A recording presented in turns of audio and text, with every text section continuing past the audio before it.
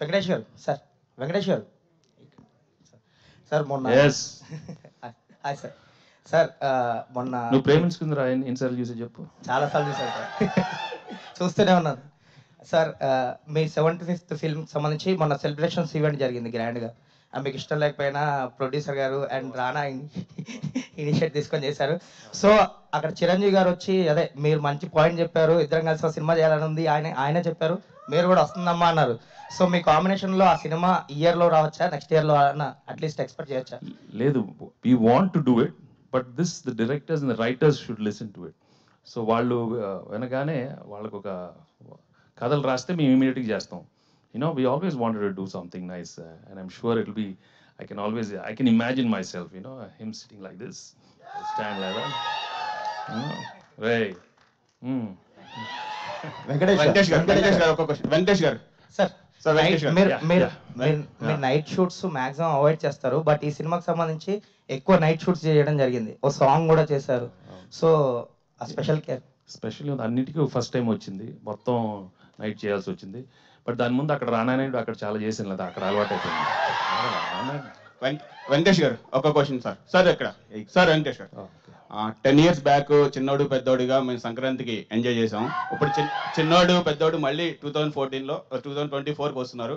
చిన్నోడు ముందు వస్తున్నాడు, పెద్దోడు తర్వాత నెక్స్ట్ డే వస్తున్నాడు. సో మీ ఫీలింగ్ ఏంటి సార్? ఫీలింగ్ ఉంది, సూపర్ ఫీలింగ్ కదా. చిన్నోడు పెద్దోడు అంటే రెండు సినిమాలకి it's super feeling, it's fantastic because audience love watching ఆ ఫిల్మ్స్ అండ్ ఆ నమ్మకంతోనే మేము రిలీజ్ చేయబోతున్నాం. And each film is very different. So I wish my brother Venkatesh గారు ఇక్కడ సార్, ఇక్కడ ఎక్కడో ఉన్నట్టుంది సార్. ఇప్పుడు ఆల్రెడీ స్క్రీన్లలో 2 పెద్ద సినిమాలు ఉన్నాయి, మన తెలుగులో 5 సంక్రాంతికి వస్తున్నాయి, తమిళ్ 2 సినిమాలు వస్తున్నాయి. మీ చిన్నోడు మొత్తం థియేటర్ లాగేశాడు. సో మీకు ఏమైనా థియేటర్లు దొరికాయా లేదా సార్?